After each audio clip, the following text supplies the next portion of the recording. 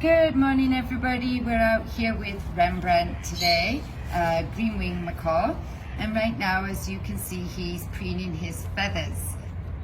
Feathers are pretty amazing. They're unique to birds. Birds are the only animals on earth that have feathers, and all birds have them. Feathers are amazing structures in so many different ways, and a feather is not just a feather. There are so many different structured feathers for different functions. Preening and taking care of their feathers is a critical everyday job for birds, as you see Rembrandt doing right here.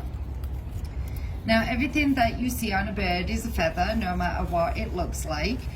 Birds have feathers to help regulate their body temperature, feathers that help them stay dry, feathers to help them fly, feathers that are nothing more than for display, for example, to attract a mate, and even feathers that are modified so they function like eyelashes.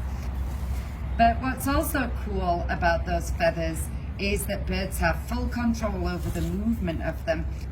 They can control the muscles around the follicles of their feathers to move individual feathers, unlike the muscles around our hair follicles, which contract involuntarily.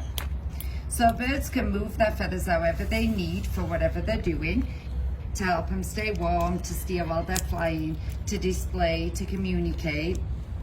But what I wanted to talk about today, with the aid of this colourful fella, is my favourite fun fact about feathers, and that has to do with their colour. One of the things people comment on most frequently when meeting our macaws is the gorgeous iridescent colours. How can you not? When you look at the colours of birds, and birds are among the most colourful creatures we have on earth, everything is not as it might first seem. Some of those colours that you see are true colours, pigment in the feathers, and some of them are not. Colours at the warmer end of the spectrum, red, orange, yellow, as well as brown, black and white, are developed through pigment in the feathers, or absence of it in the case of white. But at the cooler end of the spectrum, there's no blue, green or purple pigment in bird feathers. Well, with one exception. Nature always has one of those to make sure you can never say never or always. So, okay, you say, you're looking at it right here. Rembrandt clearly has blue and green right there on his feathers. But those colors are seen by our eyes through the structure of the feather and the refraction of light off it. Think like a rainbow or a prism. Refracted light creating visual color. I'll do a little demo with some macaw feathers at the end of this video so you can see it for yourself. It's pretty cool. In case of blue and green, you lose the color when you don't have the light refracting off it, off the structure of the feather, but you can still see the red, which is pigment. So hopefully this little insight into the colours of birds gives you a new way to look at those colourful songbirds you might see in your own backyard, and realize that anytime you see blue or green or purple on those birds, what you're looking at is refracted light from the structure of the feather. Cool, cool, cool. So after all that acrobatic work showing off his colours, Rembrandt here is enjoying a nice treat. And what he's got there is a walnut. As you can see, he's pretty excited about his walnut. That head bobbing that you see is him expressing his great excitement over one of his favorite treats. And you can see how effortless it is for Rembrandt to crunch right through that nut. Don't try this at home, folks. Whereas you and I would crack our teeth doing something like this, macaws like Rembrandt have the perfect tool for the job. Built-in nutcracker right there on his face. Macaw beaks are insanely powerful and incredibly versatile as well, capable of great strength, such as to crack through the hard shells of nuts that they're eating, but also capable of being very delicate, as you saw at the beginning of the video when Rembrandt was preening his feathers.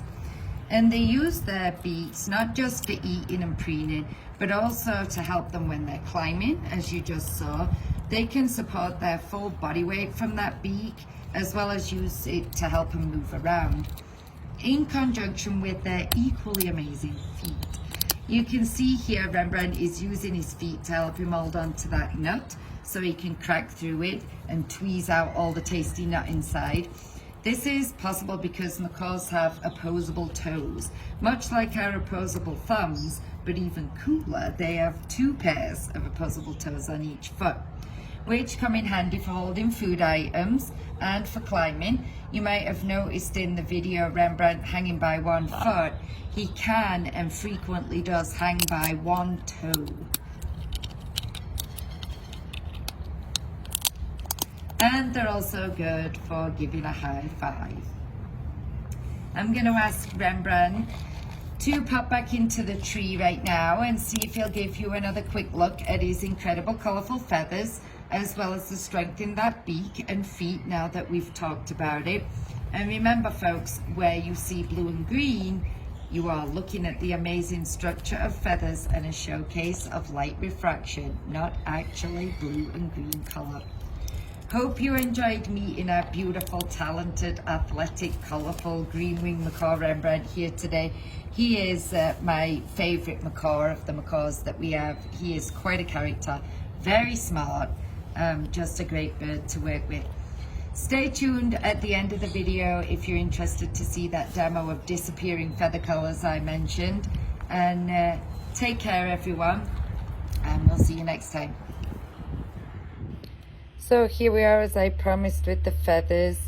There's your green. Those feathers are from great green macaws, and you can see up to the light you lose that green and bluish color in the feathers, but back down all that structure and iridescence. And here is Rembrandt's tail feather actually, so red and blue. We're going to do the same thing.